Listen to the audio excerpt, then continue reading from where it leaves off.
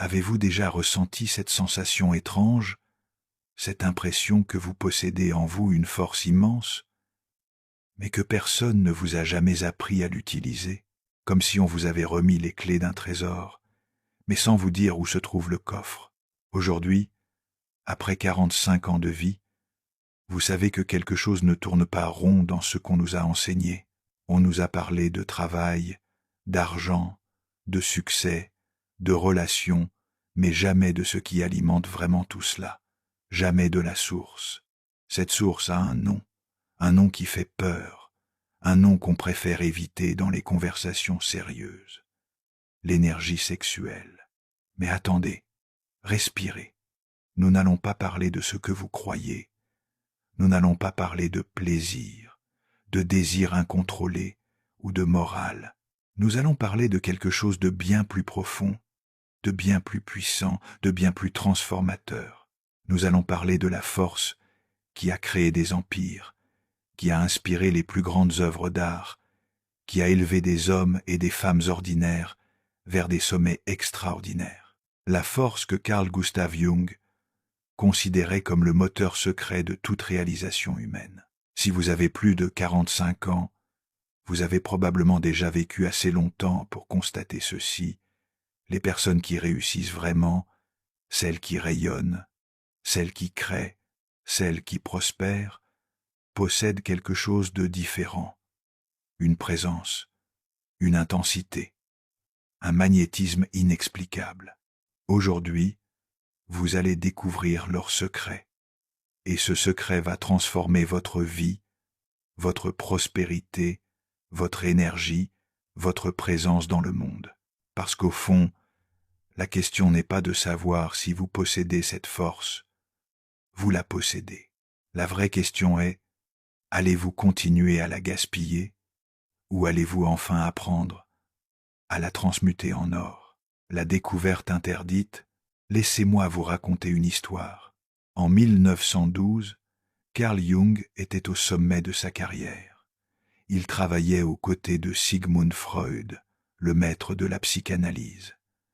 Mais Jung commençait à percevoir quelque chose que Freud refusait de voir, quelque chose de plus vaste, de plus mystérieux, de plus sacré.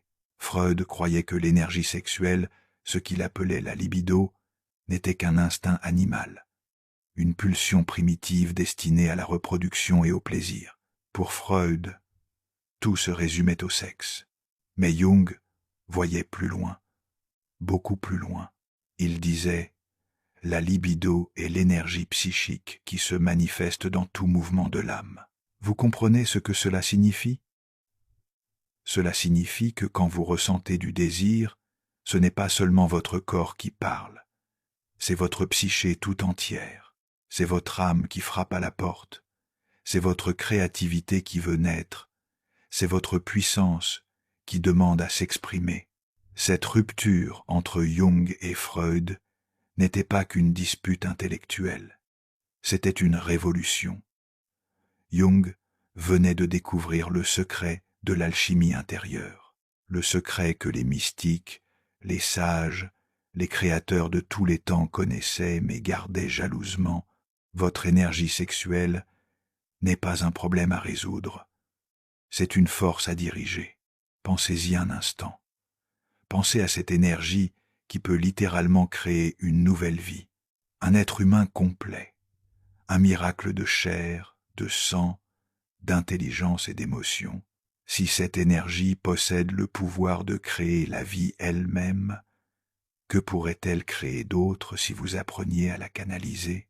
Elle pourrait créer des entreprises, des œuvres d'art, des livres, des projets, des relations profondes, une présence magnétique, une prospérité durable.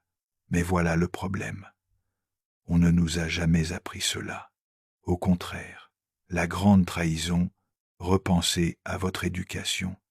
Qu'est-ce qu'on vous a dit sur cette énergie? Silence, honte, tabou, répression. On vous a appris que c'était quelque chose de sale, de bas, de dangereux. On vous a appris à la cacher, à la nier, à vous en méfier. Et si vous êtes une femme, c'était encore pire.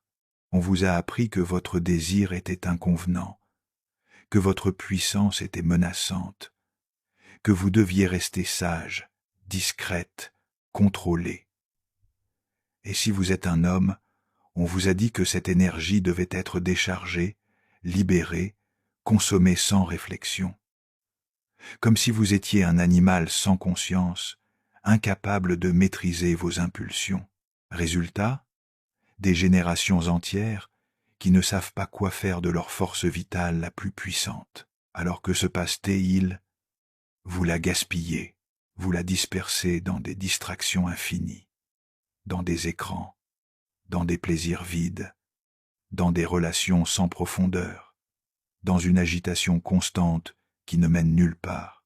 Et après, vous vous sentez épuisé, vidé, apathique.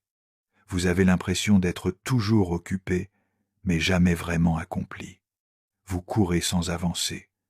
Vous vivez sans être vraiment vivant. Jung avait un nom pour cela. Il disait « L'homme moderne souffre non pas d'un excès de désir, mais d'une déconnexion avec son inconscient. » Autrement dit, le problème n'est pas que vous désirez trop. Le problème est que vous ne comprenez pas ce que ce désir essaie de vous dire. Votre désir est un messager. Votre énergie sexuelle est un signal. C'est votre inconscient qui vous dit « Réveille-toi, crée, construis, deviens ce que tu es vraiment. » Mais si vous ne l'écoutez pas, si vous continuez à fuir, cette énergie va s'échapper par les fissures de votre vie. Elle va se manifester en sabotage, en dépendance, en anxiété, en relations toxiques, en choix que vous ne comprenez pas, en une vie qui ne vous ressemble pas. Jung disait, « Tant que vous ne rendez pas conscient l'inconscient, il dirigera votre vie et vous l'appellerez destin. » C'est puissant, n'est-ce pas? Tant que vous niez votre énergie, c'est elle qui vous domine. Tant que vous la fuyez, c'est elle qui décide pour vous. Et le pire, c'est que vous ne le voyez même pas. L'ombre et le trésor. Mais pourquoi est-ce si difficile d'affronter cette énergie? Pourquoi la plupart des gens préfèrent-ils la fuir plutôt que de la comprendre? Parce que pour maîtriser votre énergie sexuelle, vous devez d'abord affronter quelque chose de terrifiant, quelque chose que Jung appelait l'ombre. L'ombre, c'est tout ce que vous avez caché en vous. C'est votre colère que vous n'avez jamais exprimée. C'est votre puissance que vous avez étouffée par peur de déranger. C'est le désir que vous avez honte de ressentir. C'est la partie de vous que vous jugez comme mauvaise, dangereuse, inacceptable. Mais voici la vérité que Jung a découverte. Votre ombre n'est pas votre ennemi. Elle est votre allié. Elle contient votre force brute, votre créativité sauvage, votre énergie non filtrée. Le problème n'est pas que vous avez une ombre. Le problème est que vous la réprimez. Et une ombre réprimée devient destructrice. Imaginez une rivière puissante. Si vous construisez un barrage sans créer de canal, que se passe-t-il? L'eau s'accumule, s'accumule, s'accumule, jusqu'à ce que le barrage cède. Et quand il cède, c'est la catastrophe. C'est exactement ce qui se passe avec votre énergie sexuelle. Si vous la réprimez sans lui donner de direction, elle va exploser dans la colère, dans la dépression, dans les addictions, dans les choix impulsifs que vous regrettez. Mais si vous apprenez à reconnaître votre ombre, à l'accepter, à dialoguer avec elle, quelque chose de magique se produit. Vous découvrez le trésor caché. Jung aimait raconter le mythe du héros. Le héros doit descendre dans la caverne sombre, affronter le monstre et découvrir le trésor. Mais il disait que ce mythe est en réalité l'histoire de notre voyage intérieur. Le monstre que vous devez affronter est à l'intérieur. C'est votre désir nié. C'est votre feu réprimé. C'est la peur de ressentir pleinement. Et le trésor, c'est votre puissance créatrice, c'est votre liberté psychique, c'est la vie extraordinaire que vous pouvez générer quand vous cessez de vous fragmenter et commencez à vous intégrer. Mais attention, ce voyage n'est pas pour les faibles, ce n'est pas pour ceux qui cherchent des solutions faciles, des formules magiques, des raccourcis. Ce voyage est pour ceux qui ont vécu assez longtemps pour comprendre que la vraie richesse ne vient pas de l'accumulation, mais de la transformation. Pour ceux qui sont prêts à devenir des alchimistes de leur propre existence, l'alchimie de la transmutation. Alors, comment fait-on? Comment transforme-t-on cette énergie brute en or? Jung a étudié pendant des décennies les textes des alchimistes médiévaux, et il a découvert quelque chose d'extraordinaire. Il ne parlait pas vraiment de transformer le plomb en or. Il parlait de transformer l'inconscience en conscience, l'énergie dispersée en énergie concentrée, le chaos intérieur en ordre créateur. C'était une métaphore, une carte du voyage intérieur. Et au cœur de cette alchimie se trouve un processus que Jung appelait la sublimation, la transmutation de la libido. Qu'est-ce que cela signifie concrètement? Cela signifie que lorsque vous ressentez cette énergie puissante monter en vous, au lieu de la décharger immédiatement dans un plaisir passager, vous choisissez consciemment de lui donner une autre direction. Vous la canalisez vers la création, vers l'art, vers l'écriture, vers votre projet, vers votre entreprise, vers votre prière, vers votre entraînement, vers votre présence dans vos relations. Vous transformez la tension en création, le feu en lumière, l'agitation en orientation.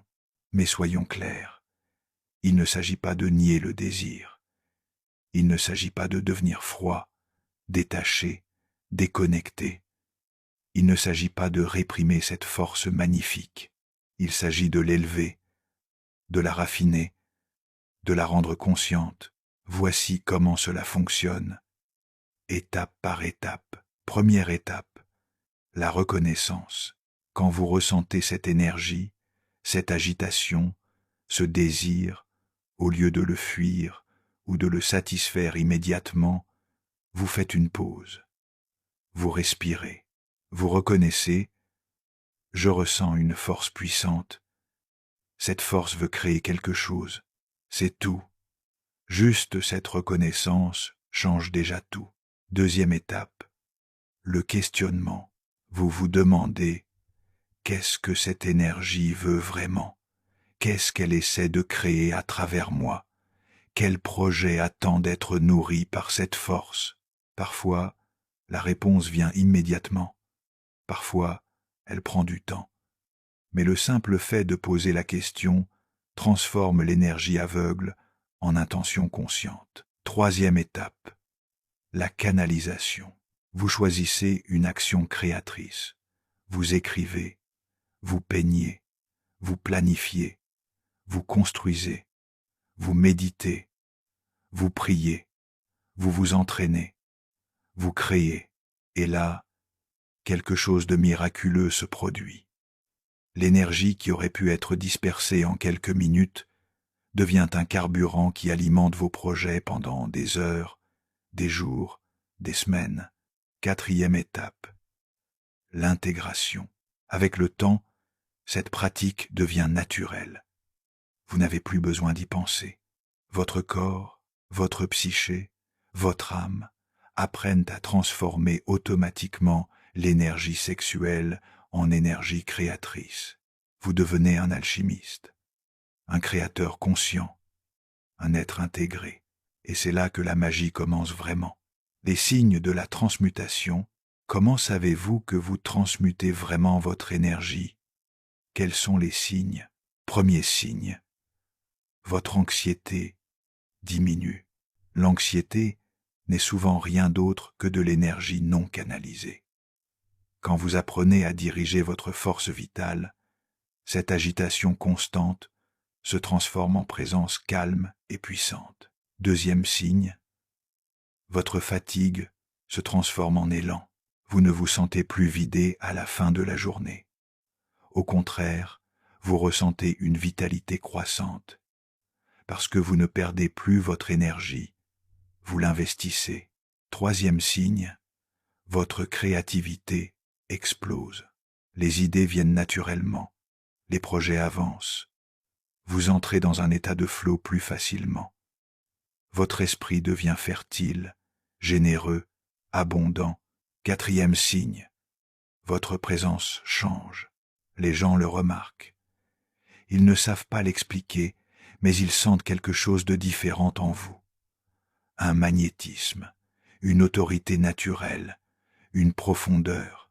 Cinquième signe, vos relations s'approfondissent. Parce que vous n'êtes plus dans le besoin frénétique, vous pouvez offrir une présence vraie. Vous n'êtes plus dans la consommation, vous êtes dans la connexion. Sixième signe, votre prospérité augmente. Et c'est peu être le plus surprenant, mais c'est réel.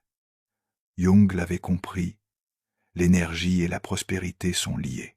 L'énergie et la prospérité, voici une vérité qui va peu être vous choquer, mais que Jung connaissait parfaitement. Votre énergie sexuelle est directement liée à votre capacité à prospérer. Pourquoi? Parce que la prospérité n'est pas une question de chance, ce n'est pas une question de connexion, ce n'est même pas uniquement une question de compétence. La prospérité est une question d'énergie. Jung disait que l'argent, au niveau symbolique, représente le pouvoir de réaliser, le pouvoir de manifester vos idées dans le monde réel, le pouvoir de transformer l'invisible en visible. Et d'où vient ce pouvoir de réalisation? De votre énergie créatrice, de votre libido transmuté. Pensez aux personnes qui réussissent vraiment, pas celles qui héritent ou qui ont de la chance, celles qui créent leur succès de leurs propres mains. Qu'ont-elles en commun? Une énergie débordante, une capacité de concentration extraordinaire, une présence magnétique, une puissance créatrice inépuisable. Ce ne sont pas des qualités innées. C'est le résultat de la transmutation. Quand votre libido est dispersé, votre chance faiblit, vos projets stagnent, vos idées n'aboutissent pas. Vous attirez des situations confuses, des relations toxiques, des opportunités qui ne mènent nulle part. Pourquoi? Parce que vous émettez une fréquence dispersée. Votre énergie fuit de partout.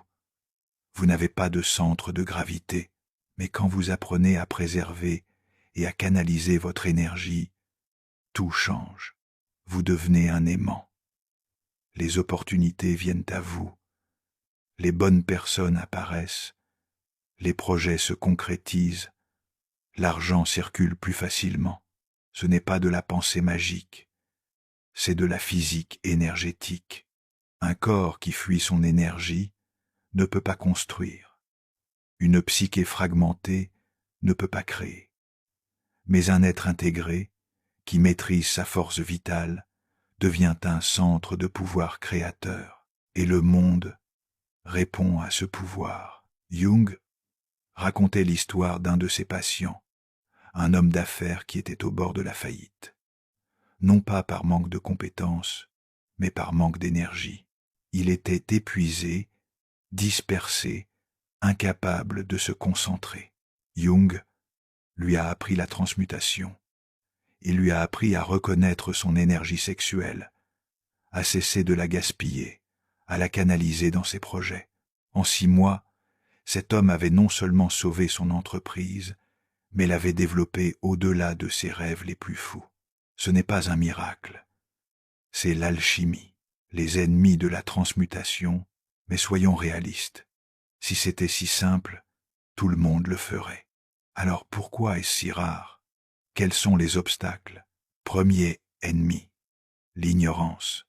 La plupart des gens ne savent même pas que cette possibilité existe. On ne leur a jamais parlé de transmutation. On ne leur a jamais dit qu'ils possédaient ce pouvoir.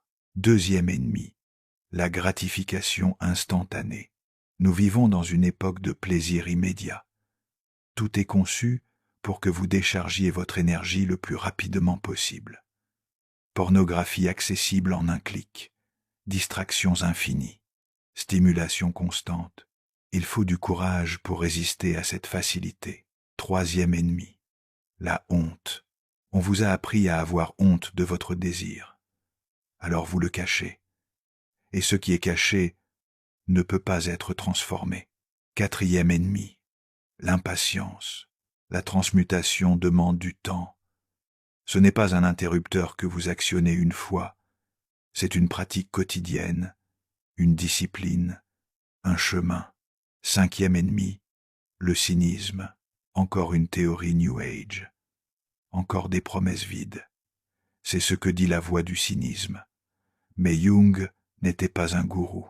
C'était un scientifique, un psychiatre, un chercheur rigoureux qui a étudié des milliers de cas. Sixième ennemi, la peur de votre propre puissance. Oui, c'est le plus grand obstacle.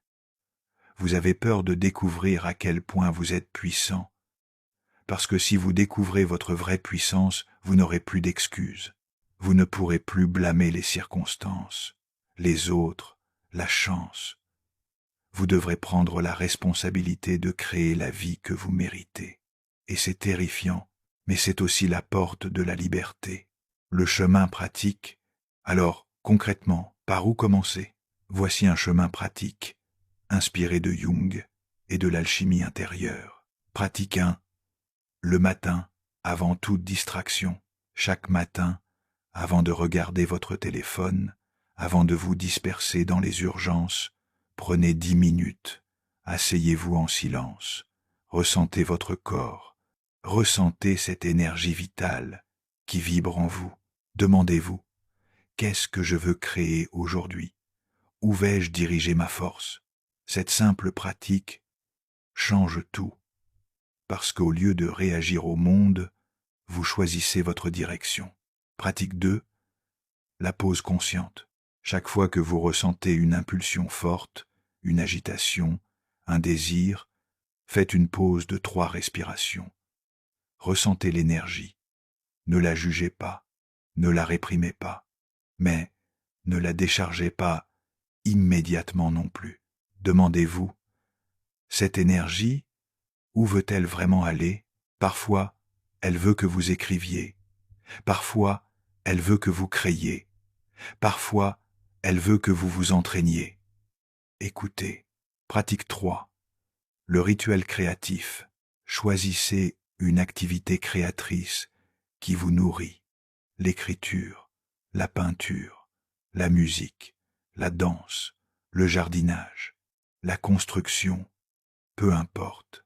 Engagez-vous à y consacrer au moins 30 minutes par jour. C'est votre canal de transmutation. C'est là que vous apprenez à transformer l'énergie brute en création consciente. Pratique 4. Le jeûne sensoriel. Une fois par semaine, offrez-vous un jeûne de stimulation. Pas de pornographie, pas de contenu qui excite artificiellement votre désir, pas de réseaux sociaux conçus pour fragmenter votre attention. Donnez à votre système nerveux le temps de se reposer, de se réinitialiser, de retrouver sa sensibilité naturelle. Pratique 5. Le dialogue avec l'ombre. Chaque soir, avant de dormir, écrivez dans un journal. Posez-vous ces questions. Qu'est-ce que j'ai réprimé aujourd'hui? Quelle émotion, quel désir, quelle colère ai-je refoulé? Écrivez sans censure. Laissez votre ombre s'exprimer. Elle a des choses importantes à vous dire. Pratique 6. L'engagement physique. Votre corps a besoin de mouvement pour métaboliser l'énergie. Trouvez une pratique physique exigeante. La course, la musculation, les arts martiaux, le yoga dynamique. Quand votre corps est fort et discipliné, votre esprit apprend la maîtrise. Pratique 7.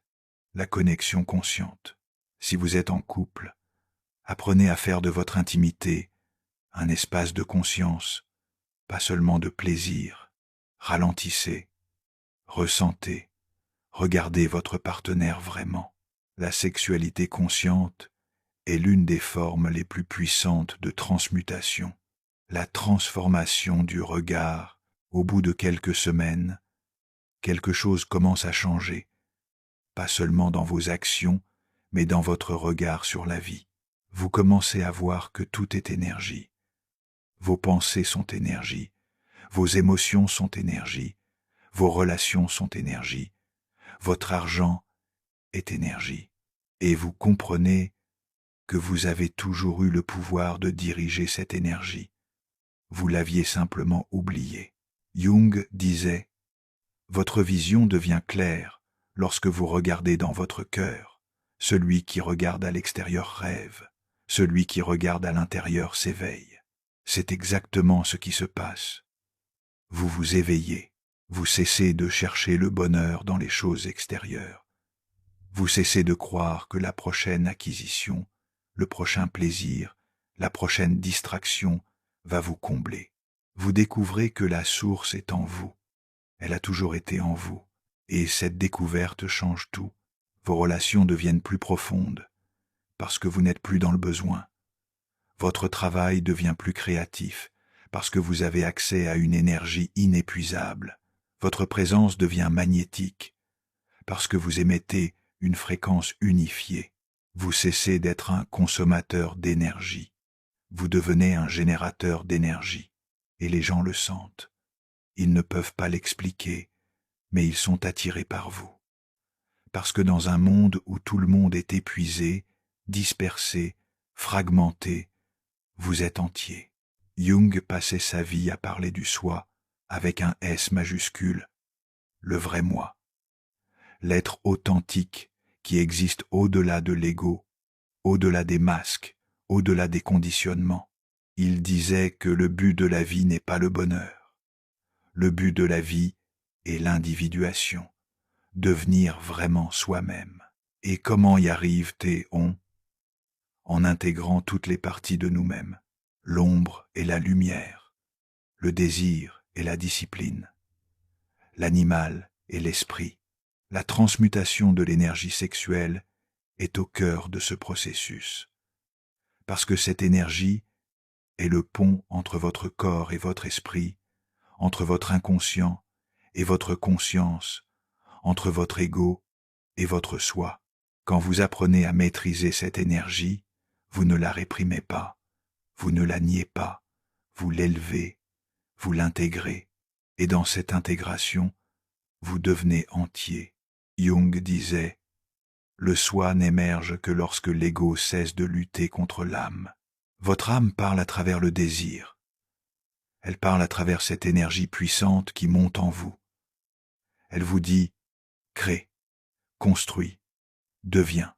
Mais si votre ego a peur de cette puissance, s'il essaye de la contrôler ou de la fuir, vous restez fragmenté. La transmutation, c'est l'acte de confiance ultime. C'est dire à votre âme, je t'écoute, je te fais confiance, je vais transformer cette force en quelque chose de beau. Et quand vous faites cela, jour après jour, vous découvrez qui vous êtes vraiment, pas l'image que vous projetez, pas le rôle que vous jouez, pas la personne que vous croyez devoir être, le vrai vous, puissant, créatif, magnétique, libre. Revenons au titre de notre exploration. Votre énergie sexuelle est de l'or. Pourquoi l'or? L'or est rare. L'or est précieux. L'or ne se corrompt pas. L'or brille de sa propre lumière. Mais l'or n'existe pas à l'état pur dans la nature. Il est caché dans la roche, mélangé avec d'autres minéraux, enfouis sous terre. Il faut le chercher. Il faut le raffiner. Il faut le purifier. C'est exactement ce qui se passe avec votre énergie sexuelle. Elle est là, cachée en vous, mélangée avec la honte, la confusion, la répression, l'ignorance. Mais elle est là, pure, puissante, inaltérable. Et votre travail, votre grande œuvre, comme disaient les alchimistes, c'est de la révéler, de la raffiner, de la transformer en quelque chose de lumineux. Chaque fois que vous choisissez de ne pas disperser votre énergie, chaque fois que vous choisissez de créer plutôt que de consommer, chaque fois que vous choisissez la conscience plutôt que l'impulsion, vous raffinez l'or et, au fil du temps, vous découvrez quelque chose d'extraordinaire. Cette énergie que vous pensiez épuisable est en réalité inépuisable. Plus vous la canalisez consciemment, plus elle se régénère. C'est le secret que les grands créateurs ont toujours connu. Michel-Ange, Léonard de Vinci, Tesla, Gandhi, Jung lui-même. Ils ont compris que leur plus grande richesse n'était pas à l'extérieur. C'était cette force vitale qu'ils avaient appris à maîtriser. Nous arrivons au moment de la décision. Vous avez écouté jusqu'ici. Vous avez ressenti quelque chose. Peut être du doute. Peut être de l'espoir. Peut être une reconnaissance profonde. Maintenant, vous avez un choix. Vous pouvez retourner à votre vie normale. Continuez à dépenser votre énergie sans conscience. Continuez à vous sentir épuisé, dispersé, incomplet. Personne ne vous jugera. C'est ce que fait la majorité des gens. C'est le chemin de la facilité. Ou vous pouvez choisir le chemin de l'alchimiste, le chemin de celui qui transforme le plomb en or, l'inconscience en conscience, la dispersion en concentration, la faiblesse en puissance. Ce chemin n'est pas facile. Il demande de la discipline, il demande du courage, il demande de regarder en face ce que vous avez fui pendant des années. Mais il offre quelque chose que l'argent ne peut pas acheter, la liberté, la vraie liberté, la liberté de créer votre vie, la liberté d'être pleinement vous-même, la liberté de transformer votre désir en destinée. Jung avait 85 ans quand il a écrit ces mots. La vie que je n'ai pas vécue m'attend dans l'inconscient. Quelle vie n'avez-vous pas encore vécue? Quelle création attend en vous? Quelle puissance demande à s'exprimer? Cette énergie que vous ressentez, cette agitation, ce désir, ce n'est pas un problème. C'est un appel. C'est votre âme qui frappe à la porte. C'est votre vrai moi qui dit « Il est temps. Il est temps de cesser de fuir. Il est temps de devenir. » Vous avez plus de 45 ans. Vous avez vécu assez longtemps pour savoir que les solutions faciles ne fonctionnent pas. Vous avez essayé les distractions. Vous avez essayé les plaisirs vides.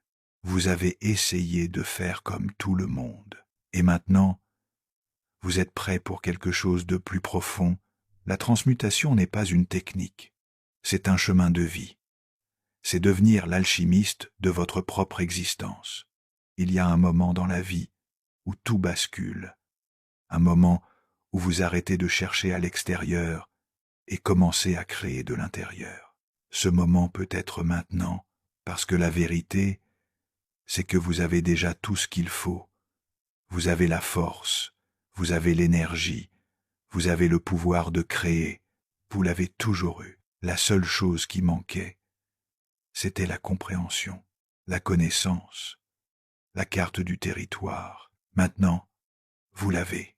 Alors, la prochaine fois que vous ressentirez cette énergie monter en vous, cette pulsion, cette agitation, ne fuyez pas, ne vous jugez pas, ne la dispersez pas, respirez, ressentez, reconnaissez, et demandez-vous, qu'est-ce que cette force veut créer à travers moi aujourd'hui?